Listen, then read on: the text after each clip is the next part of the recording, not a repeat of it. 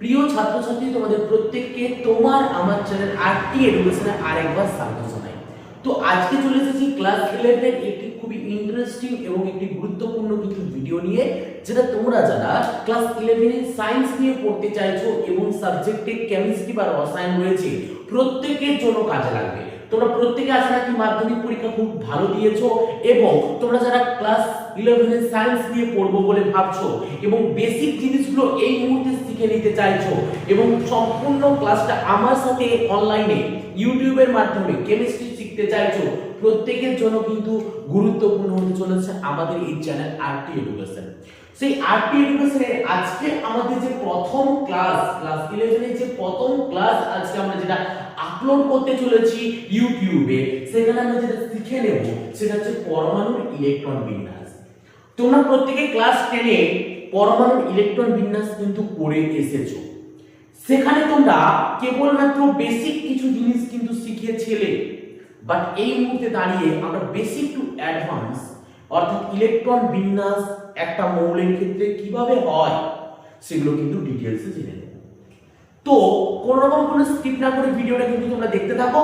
আমি চলো তোমাদের জন্য ক্লাসটা শুরু করি। তো এট ফার্স্ট আমি তোমাদেরকে জানিয়ে রাখি, তোমরা এতদিন পর্যন্ত যেটা জেনেছো সেটা কি, আর আজকে আমরা যেটা জানতে চলেছি সেটা কি।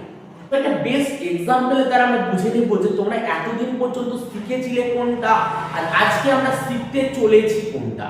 তারপরে আমরা কিন্তু পড়ার মধ্যে প্রবেশ করব। তো এতদিন পর্যন্ত তোমরা যেটা শিখে এসেছো সেটা হলো, এটা হচ্ছে টোটালটা হচ্ছে ইন্ডিয়া। এটা হচ্ছে ইন্ডিয়া মানে ভারতবর্ষের একটা ম্যাপ তুমি মোটামুটি ভেবে নিতে পারো। এখানে তুমি একটা কোনো স্টেটে, কোনো একটা স্টেটে, পার্টিকুলার স্টেটে তুমি ঘুরতে গেছো এবং তুমি ওয়েস্ট বেঙ্গলের বাসিন্দা।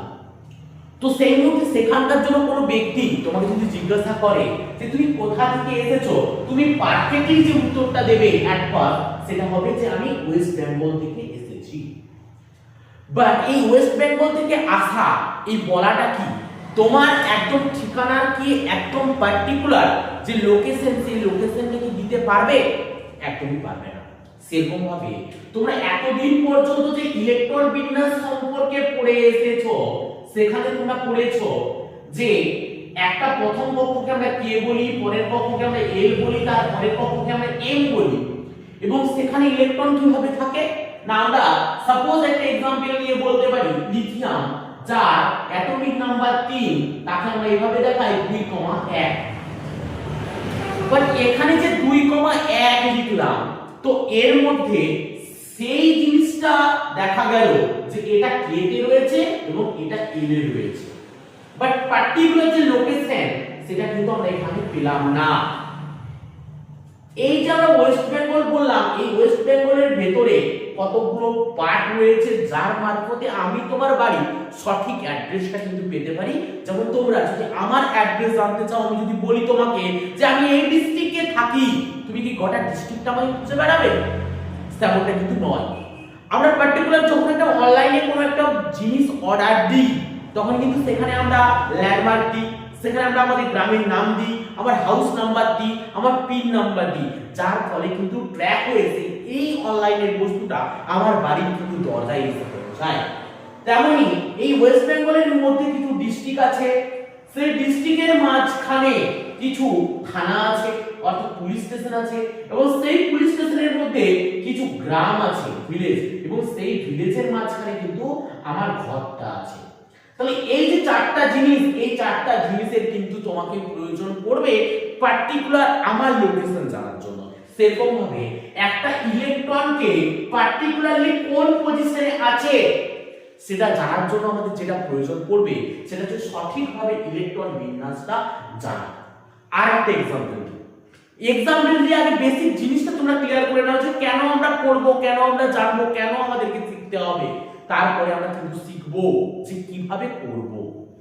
তো ধরো একটা বিল্ডিং এ তুমি কোনো হোটেলে গেছো, সেই হোটেলে তুমি রিসেপশনিস্টের কাছে যখন যাবে, সেই রিসেপশনিস্ট তোমাকে সবার প্রথমে সমস্ত কিছু ডকুমেন্টস চেক করে নেওয়ার পর তারপর তোমাকে কি বলবে না, তুমি চলে যাও থার্ড ফ্লোরে এত নাম্বার রুমে, বলে দেবে তোমাকে।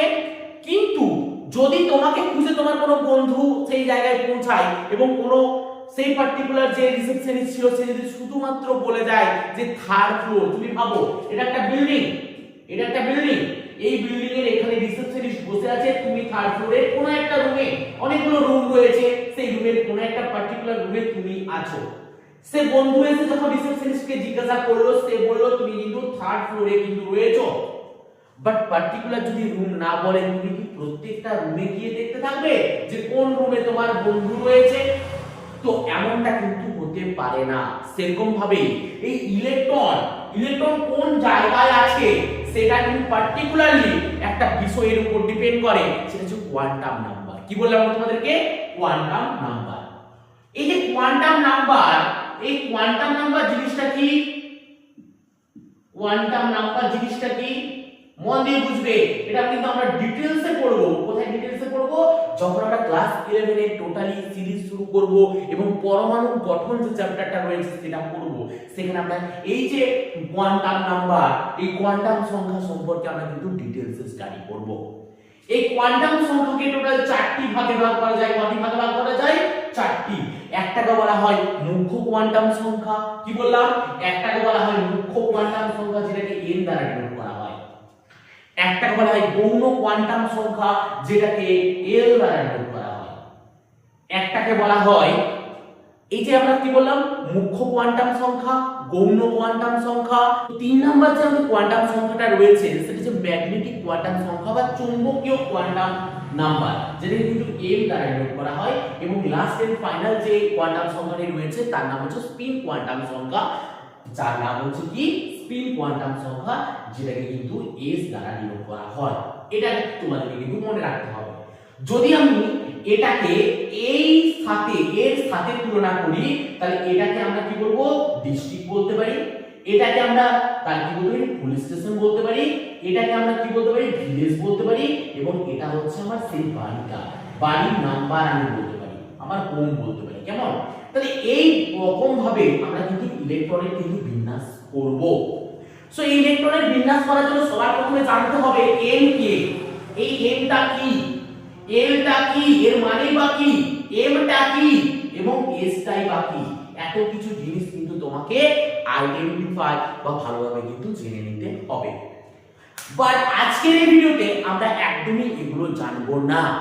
আজকের এই ভিডিওতে আমরা কোয়ান্টাম সংখ্যা সম্পর্কে কিচ্ছু জানার চেষ্টা করব না। আজকের এই ভিডিওতে কেবলমাত্র আমরা ইলেকট্রন বিন্যাস শিখে নেব, কিভাবে শর্ট ট্রিক্সের মাধ্যমে আমরা কিন্তু ইলেকট্রন বিন্যাস করতে পারি। সেই ইলেকট্রন বিন্যাসটি করার জন্য তোমাদেরকে একটা কাজ করতে হবে, সেটা হচ্ছে এই যে আমি এখন তোমাদেরকে অন স্ক্রিনে বা বোর্ডে একটা পিরামিড লিখে দেখাবো। এই পিরামিডটা তোমাদেরকে খাতায়, নিজেদের খাতায় সেটাকে কিন্তু ড্র করে নিতে হবে। সো খাতাতে তোমরা যদি পিরামিডটা ড্র করতে চাও তো অবশ্যই প্রত্যেকে কিন্তু খাতা এবং পেনটা অবশ্যই বের করে নাও। তোমরা মনে মনে ভাবছো যে ক্লাস 11 এর স্যার এখনো পর্যন্ত তো আমরা পড়াশোনা শুরু করিনি, আমরা এখনো তো বই কিনিনি। তাতে সমস্যা নেই, ভিডিওটা মন দিয়ে দেখো। একটা কাগজ, একটা পেন নিয়ে তোমরা যদি বসে পড়ো এবং আমি যেইটুকু জিনিস তোমাদেরকে শেখাচ্ছি সেটা মন দিয়ে শিখে নাও। এরপর তোমরা যদি কোনো সময় অফলাইনে টিউশন নাও বা অনলাইনে আমার কাছে ক্লাস করো, তখন কিন্তু তোমাদের এই বেসিক জিনিসগুলো কিন্তু খুবই কাজে লাগবে।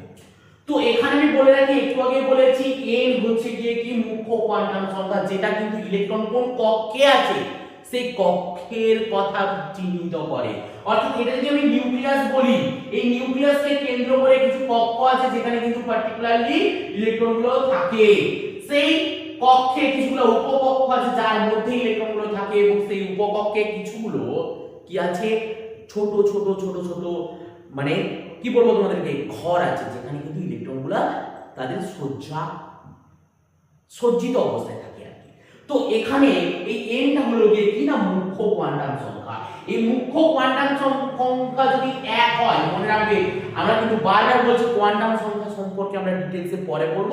এখন শুধুমাত্র পিরামিডটা তোমরা মনে রাখবে, তখন ইলেকট্রন কেবলমাত্র 1 এসে থাকতে পারে, 1 এসে ইলেকট্রন থাকতে পারে। আমি ডিটেইলসে বলবো সব জিনিসটাই। যখন n এর ভ্যালু 2 তখন 2s and 2p হতে পারে। যখন n এর ভ্যালু 3 তখন 3s 3p and 3d হতে পারে। যখন n এর ভ্যালু 4 তখন 4s 4p 4d 4f হতে পারে। একই রকম ভাবে n এর ভ্যালু যখন 5 তখন 5s 5p কি বললাম আমি 5p 5d এন্ড 5f হতে পারে। এখানে আমি তোমাদেরকে বলে রাখি যে স্যার তাহলে এখানে s টা কি, এই যে s p d f এগুলো কি, এগুলাই হচ্ছে আমাদের l, এগুলাই হচ্ছে কি আমাদের l বা গৌণ কোয়ান্টাম সংখ্যা। এই গৌণ কোয়ান্টাম সংখ্যার মধ্যে মনে রাখবে এই গৌণ কোয়ান্টাম সংখ্যা হচ্ছে s p d and f। মনে রাখবে এই s এর মধ্যে কেবল আর কেবলমাত্র একটা ঘর থাকে, আর এই যে ঘর আমি বললাম একটা আছে, এই একটা কথার অর্থ হচ্ছে এটা হচ্ছে m। এটা কি বললাম আমি m, অর্থাৎ এটাই হচ্ছে চৌম্বকীয় কোয়ান্টাম সংখ্যা, যেটা আমরা ডিটেইলসে বললাম পরে করব। আর এই একটা বক্সের মধ্যে দুটি সর্বোচ্চ দুটি ইলেকট্রন থাকতে পারে, যেটা অপোজিট ডাইমেনশন অর্থাৎ অপোজিট রোটেশনে থাকতে পারে। অ্যারোগুলো আমরা কিরকম ভাবে দেব, একটা মুখ উপর দিকে একটা মুখ নিচের দিকে। পি এর ক্ষেত্রে মনে রাখবে দুটো করে বাড়ে, একটা মনে রাখলে পরেরটা, তুমি যদি এসপিডিএম মনে রাখতে পারো তাহলে এক যদি হয় পরেরটা 2 যোগ করলে 3 হবে, তারপরেরটা 3 এর সঙ্গে 2 যোগ করলে 5 হবে, এবং তারপরেরটা 5 এর সঙ্গে 2 যোগ করলে 7 হবে। অর্থাৎ এখানে ইলেকট্রন থাকতে পারবে কটা, 6টা ইলেকট্রন থাকতে পারবে, কারণ আমি বলেছি যটা ঘর থাকবে তত ইনটু 2 ইলেকট্রন থাকতে পারবে, অর্থাৎ এখানে কিন্তু 6টা ইলেকট্রন থাকতে পারবে। এখানে আমি কি বললাম 3 এর পরে কটা বাড়বে, দুটো বাড়বে, 1 2 3 4 5, তার মানে এখানে কটা ইলেকট্রন থাকতে পারবে, 10টা ইলেকট্রন থাকতে পারবে। এবং এফ এর মধ্যে টোটাল ঘর সংখ্যা হচ্ছে কি কটা, 1 2 3 4 5 6 7টা, এর মধ্যে টোটাল ইলেকট্রন থাকতে পারবে কিন্তু 14টা। এর একটা বেসিক রুলস তোমাদেরকে আমি বলে রাখি। সবার প্রথমে ইলেকট্রন কিন্তু 1s এ প্রবেশ করবে। কোথায় প্রবেশ করবে ইলেকট্রন, 1s এ প্রবেশ করবে। এই 1s কমপ্লিট হয়ে যাওয়ার পর ইলেকট্রন 2s এ প্রবেশ করবে, তারপরে ইলেকট্রন 2p হয়ে 3s এ প্রবেশ করবে, 3p হয়ে 4s এ প্রবেশ করবে, এবং তারপর 3d হয়ে 5s এ প্রবেশ করবে, এবং এরপর কিন্তু কন্টিনিউ একই রকম ভাবে কিন্তু এগিয়ে যাবে। তার মানে সবার প্রথমে ইলেকট্রন 1s এ এন্টার করবে, তারপরে ইলেকট্রন 2s, তারপরে ইলেকট্রন 2p, তারপরে ইলেকট্রন 3s, তারপরে ইলেকট্রন 3p, তারপরে ইলেকট্রন 4s, একই রকম ভাবে 3d 4p and 5s, এইভাবে কিন্তু ইলেকট্রন কিন্তু সজ্জিত অবস্থায় থাকবে। এখনই আমি তোমাদেরকে বলে দিলাম যে s এ যে কোনো s হোক, সেটা 1s হোক 2s হোক বা 3s হোক, অর্থাৎ এই s টাই হোক এই s টাই হোক বা এই s টা হোক, s মানে তার মধ্যে একটা ঘর থাকবে এবং সর্বোচ্চ দুটো ইলেকট্রন থাকতে পারবে। ওকে, ক্লিয়ার? এরপরে বিষয়টা হচ্ছে আমাদেরকে জানতে হবে যে আমরা ইলেকট্রন বিন্যাসটা স্যার করব কিভাবে। না, ইলেকট্রন বিন্যাসটা দেখো আমি তোমাদেরকে বলি। সবার প্রথমে আমরা যেটাকে নিব ফ্লুরিন। এই যে ফ্লুরিন আমি বললাম, এই ফ্লুরিনের যে অ্যাটমিক নাম্বার সেটা কত, ফ্লুরিনের অ্যাটমিক নাম্বার হচ্ছে 9। ফ্লুরিনের অ্যাটমিক নাম্বার হচ্ছে 9। ওকে, এই ফ্লুরিনের যে অ্যাটমিক নাম্বার 9, তার মানে এর কাছে কটা ইলেকট্রন আছে, 9টা ইলেকট্রন আছে। সেই 9টা ইলেকট্রনকে আমরা কিভাবে সজ্জিত করব তোমরা দেখতে থাকো। তাহলে সবার প্রথমে ইলেকট্রন কোথায় ঢুকবে, s এ ঢুকবে। তাহলে 1s তোমরা সবার প্রথমে কিভাবে করবে দেখে নাও। 1s এ একটা ঘর থাকে, আমি নিচে লিখব 1s। তার মধ্যে সর্বোচ্চ কটা ইলেকট্রন থাকতে পারবে, যটা থাকতে পারবে পর পর লিখে দাও। কটা থাকতে পারবে, দুটো। দুটো অপোজিট ডাইমেনশনে আমি কিন্তু লিখেছি, একটু নোটিস করবে। এরপরে ইলেকট্রন কোথায় ঢুকতে পারবে, 2s এ ইলেকট্রন ঢুকতে পারবে। 2s ও একটাই ঘর থাকবে এবং সর্বোচ্চ দুটো ইলেকট্রন থাকতে পারবে। তাহলে টোটাল ইলেকট্রন খরচ কতগুলো হয়ে গেছে, 4টা। আর বাঁচলো কটা, আর বাঁচলো 5টা। এরপরে ইলেকট্রন ঢুকতে পারবে কোথায়, 2p তে। আর p তে ঘরের সংখ্যা হচ্ছে 3টা। তাহলে 3টা ঘর ড্র করবে তোমরা, 1 2 और 3। 3টা ঘরে হচ্ছে 2p। এখানে টোটাল তোমার হাতে এখন আছে 5টা ইলেকট্রন। এখানে একটা জিনিস বলে রাখি, যখন কোন সেল তুমি যখন এগুলাকে বলে সাবসেল, এগুলাকে বলা হয় সেল, এই সেলের মধ্যে এই যে সাবসেল অর্থাৎ উপকক্ষে, এই উপকক্ষে যে ঘর সংখ্যাগুলো বা কক্ষগুলো রয়েছে, সেখানে যতগুলো কক্ষক থাকবে সেই কক্ষকগুলো সবার প্রথমে একটা একটা করে একই ডাইমেনশন মনে রাখবে, একটা একটা করে পূর্ণ হবে, পরবর্তীতে একটা একটা করে হবে। অর্থাৎ সবার প্রথমে 1 2 3টা ইলেকট্রন ঢুকলো, এই তিনটা কমপ্লিট হয়ে যাওয়ার পর আবারও বাম সাইড থেকে চারটা এবং পাঁচটা। ভালোভাবে দেখো, তোমরা যেটা তোমাদের ক্লাস 10 এ শিখে এসেছো বা স্যাররা শিখিয়েছেন, সেখানে কি লেখা থাকতো না এর ইলেকট্রন বিন্যাস লেখা থাকতো 2,7।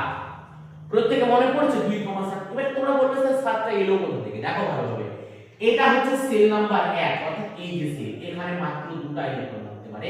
এতদিন পর্যন্ত তোমরা শিখেছো কেন থাকতে পারে সেটা এখান থেকে বুঝলে। এনে কেবল আর কেবলমাত্র একটাই ঘর থাকে যেখানে কেবল আর কেবলমাত্র দুটো ইলেকট্রন থাকতে পারে। ওকে, একই রকম ভাবে 2 নাম্বার সেলে ভালোভাবে দেখো, এটা এবং এটা দুজন রয়েছে। এসে থাকতে পারে দুটো ইলেকট্রন এবং বিতে থাকতে পারে কটা ইলেকট্রন? 6টা ইলেকট্রন। কেন? তিনটা ঘর আছে।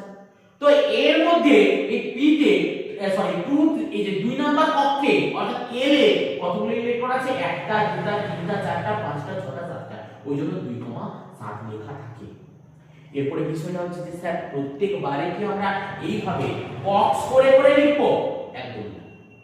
একদমই লিখবে না। এটা কিভাবে লিখতে পারবো না? তাহলে দেখো, এখানে লিখবো আমরা 1s এর টোটাল কটা ইলেকট্রন আমরা রাখছি? দুটো, এর মাথায় লিখে দেবো 2, রাইট? এরপরে আমরা দেব 2s এর মাথায় 2, তারপরে আমরা দেব 2p এবং p এর মাথায় কটা ইলেকট্রন আছে? 1 2 3 4 5টা, এটা লিখে দেব 5। এটা হয়ে গেল কিন্তু আমাদের ইলেকট্রনিক কনফিগারেশন। কি বললাম আমি? ইলেকট্রনিক কনফিগারেশন কার? ফ্লুইড। একই রকম ভাবে যদি তোমরা করতে চাও, একটু মন দিয়ে বুঝবে এখানটাতে, আর খাতায় অবশ্যই নোট করবে আর কমেন্ট করে জানাবে তোমাদের ক্লাস কেমন লাগছে। এরপর দেখো, আমি যদি সোডিয়ামের কথা বলি, মন দিয়ে একটু বুঝবে প্রত্যেকে।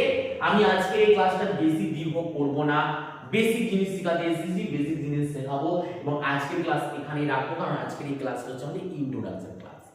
পরবর্তী ক্লাস থেকে আমরা কিন্তু সম্পূর্ণ একটা সিরিজ শুরু করব। তো এখানে দেখো সোডিয়াম, এই সোডিয়ামের যে অ্যাটমিক নাম্বার সেটা হচ্ছে কি 11। মন দিয়ে একটু বুঝবে প্রত্যেকে। কত বললাম? সোডিয়ামের অ্যাটমিক নাম্বার হচ্ছে কি 11। তো এই যে 11 যার অ্যাটমিক নাম্বার, তার যদি আমরা ইলেকট্রন বিন্যাস করতে চাই, তোমরা একটু পজ করে একটু করার চেষ্টা করবে। ওকে, আর আমরা যখন কোয়ান্টাম সংখ্যা নিয়ে পড়ব তখন কিন্তু ডিটেইলসে আমরা এর কিছু ব্যতিক্রম রুলস আছে যেগুলো আমাদেরকে জানতে হবে, এর কিছু বেসিক ডিটেইলস আছে যেগুলো আমাদেরকে জানতে হবে, সেগুলো আমরা কিন্তু ডিটেইলসে পড়বো। কারণ খাতা পেন নিয়ে বসে আবারও ডিটেইলসে আমরা কিন্তু পড়বো যখন আমরা পরমাণু গঠন বা অ্যাটমিক স্ট্রাকচার যে চ্যাপ্টারটা রয়েছে সেটা। তো তখন পর্যন্ত তোমরা যারা এখনো চ্যানেলটিকে সাবস্ক্রাইব করোনি, অবশ্যই ক্লাস করার জন্য চ্যানেলটিকে সাবস্ক্রাইব করে নাও আর পাশে থাকা বেল আইকনে অবশ্যই কিন্তু ক্লিক করে নাও। আর ভিডিওটা ভালো লাগলে অবশ্যই লাইক করতে ভুলো না। তো এই যে 11টা ইলেকট্রন আছে, সো এই 11টা ইলেকট্রন আমরা কিভাবে রাখবো না, সবার প্রথমে ইলেকট্রন 1s এ যাবে, তাহলে 1s ইলেকট্রন যাবে দুটো, তারপরে 2s এ যাবে, 2s এ যাবে দুটো, দুটো চারটে, তারপরে p তে যাবে, p তে 6টা, তাহলে কটা হলো কমপ্লিট? 2 2 4 6 10, আর রইল বাকি একটা ইলেকট্রন। সেই একটা ইলেকট্রন কার মধ্যে প্রবেশ করবে? 3s এর মধ্যে প্রবেশ করবে। তাহলে 3s এর ইলেকট্রন সংখ্যা কটা হবে? 1। এখানে তোমাদেরকে বলে রাখি, অনেক বইয়ে তোমরা যখন ক্লাস 11 এর বই দেখবে বা সিনিয়রদের কারো কাছে দেখবে, তো এখানে এটাকে এইভাবে লেখা থাকে, NE লেখা থাকে, তারপরে শুধুমাত্র 3s1 লেখা থাকে। এর অর্থটা কি তোমাকে এখানে জানতে হবে, যে এর অর্থটা কি। এই যে আমি লিখে দিলাম, এর অর্থটা কি মনে রাখবে। এই থার্ড ব্র্যাকেটে যখন কোনো ব্যক্তিকে লেখা হয়, আমরা একটু আগে বলেছিলাম না যে ল্যান্ডমার্ক বলে একটা বস্তু আছে। আমরা এখনো পর্যন্ত যেগুলো করেছি সেখানে কোনো জায়গায় আমরা ল্যান্ডমার্ক ইউজ করিনি। সেখানে ডিস্ট্রিক্ট দিয়েছি, থানা দিয়েছি, পিনকোড দিয়েছি, পার্সেল পৌঁছে গেছে। বাট এখানে আমরা এটাকে ব্যবহার করব, এটা অ্যাজ এ ল্যান্ডমার্ক, অর্থাৎ ওই বস্তুকে সবাই চিনি, যেটা আছে ওর কোনো পরিবর্তন নেই, ওকে আমরা প্রত্যেকে চিনি। সো এই যে থার্ড ব্র্যাকেটে যে ব্যক্তিকে লেখা হচ্ছে, এই থার্ড ব্র্যাকেটের ব্যক্তি হচ্ছে এমন একজন ব্যক্তি যে হচ্ছে নিষ্ক্রিয় গ্যাস, যার ইলেকট্রন বিন্যাস একটা পার্টিকুলার ইলেকট্রন বিন্যাস রয়েছে এবং যেটাকে আমরা বলতে পারি নিয়ন। নিয়ন মানে হচ্ছে এর অ্যাটমিক নাম্বার হচ্ছে 10। 10 মানে কি না 1s2 2s2 and 2p, 2p হয়ে গেল 6। এটা হলো কি কার ইলেকট্রন বিন্যাস? এটা হয়ে গেল নিয়নের ইলেকট্রন বিন্যাস। তো যেহেতু নিয়নের ইলেকট্রন বিন্যাস এটা, আর সেম ভাবে দেখো এটা হচ্ছে নিয়নের ইলেকট্রন বিন্যাস, তাই এই নিয়নের ইলেকট্রন বিন্যাসটাকে আমরা কিন্তু থার্ড ব্র্যাকেটে লিখে তার পরবর্তীতে যে রয়েছে 10 এর পরে 11টা হওয়ার জন্য 3s একটা ইলেকট্রন লাগবে, নিয়নের ইলেকট্রন বিন্যাস লেখার পরে শুধুমাত্র 3s1 লিখে দেব। যেমন ভাবে নিয়নের পরে আর্গন রয়েছে, আর্গনের অ্যাটমিক নাম্বার হচ্ছে 18। এরপরে যদি আমি পটাশিয়ামের কথা বলি, পটাশিয়াম হচ্ছে গিয়ে 19। তাহলে আমরা কি লিখবো? সিম্পলি আমরা লিখবো আর্গন, এভাবে লিখবো আর্গন এবং তারপরে লিখবো যেহেতু তার পরবর্তী সেল মানে আমরা কি লিখবো 4s, কি লিখবো 4s1। এইভাবে কিন্তু আমাদেরকে লিখতে হবে যে পর্যায়ে, মনে রাখবে যে পর্যায়ে আমরা নিষ্ক্রিয় গ্যাসকে ব্যবহার করছি তার পরবর্তী পর্যায়ে এই যে এই বরাবর তার পরবর্তী, ভালোভাবে নোটিস করো, এটা হচ্ছে এই পর্যায়ে কে থাকে? হিলিয়াম থাকে। এই পর্যায়ে কে থাকে? এই পর্যায়ে নিয়ন থাকে। এই পর্যায়ে কে থাকে? এই পর্যায়ে আর্গন থাকে। ওকে, ক্লিয়ার প্রত্যেকে? তাহলে আর্গনের যে কোটাটা, সেই আর্গনের কোটা এখানে শেষ হচ্ছে, কারণ নিষ্ক্রিয় গ্যাসগুলোর সর্ববহিষ্ঠ কক্ষে 8টা ইলেকট্রন থাকে। সেই 8টা ইলেকট্রন থাকার জন্য তার 3p কমপ্লিট লাগবে, পরবর্তীতে 4p কমপ্লিট লাগবে, তার পরবর্তীতে 5p কমপ্লিট লাগবে। তো 3p কমপ্লিট হয়ে যাওয়ার পর, অর্থাৎ যখন তার কাছে 18টা ইলেকট্রন কমপ্লিট হচ্ছে, তারপরে ইলেকট্রনটা অবশ্যই 4s এ ঢুকবে, তার জন্য তার পরবর্তীটাকেই নিব 4s নিব।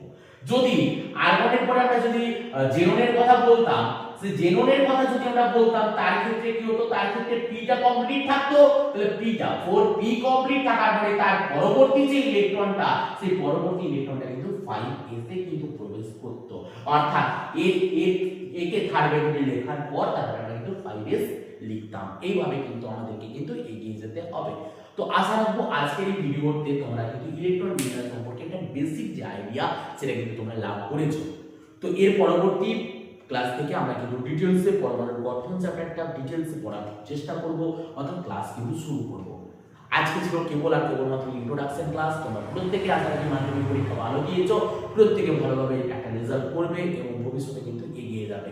আমি কথা দিচ্ছি তোমাদেরকে এই চ্যানেলের মাধ্যমে তোমাদেরকে সম্পূর্ণ কেমিস্ট্রি সহ বেসিক থেকে অ্যাডভান্স লেভেল পর্যন্ত, অর্থাৎ বেসিক থেকে অ্যাডভান্স অর্থাৎ কথার অর্থ হলো গিয়ে বিভিন্ন কম্পিটিটিভ এক্সাম যেগুলো রয়েছে, যেমন WBJEE, NEET, এই ধরনের সিলেবাসগুলো আমি কিন্তু কভার আপ করবো এই চ্যানেলের মাধ্যমে। তা তোমাদেরকে কি করতে হবে? কেবল আর কেবলমাত্র ভিডিওটাকে একটু শেয়ার করে দিতে হবে এবং 5 টাকার জন্য লাইক বাটনে ক্লিক করতে হবে। কোনখান থেকে ভিডিওটা দেখছো অবশ্যই আমাকে কিন্তু একটা কমেন্ট করে জানাতে হবে। তো চলো বাইরে কাছে নেক্সট ভিডিওতে, প্রত্যেক ভালো থাকবে, প্রত্যেকে সুস্থ থাকবে।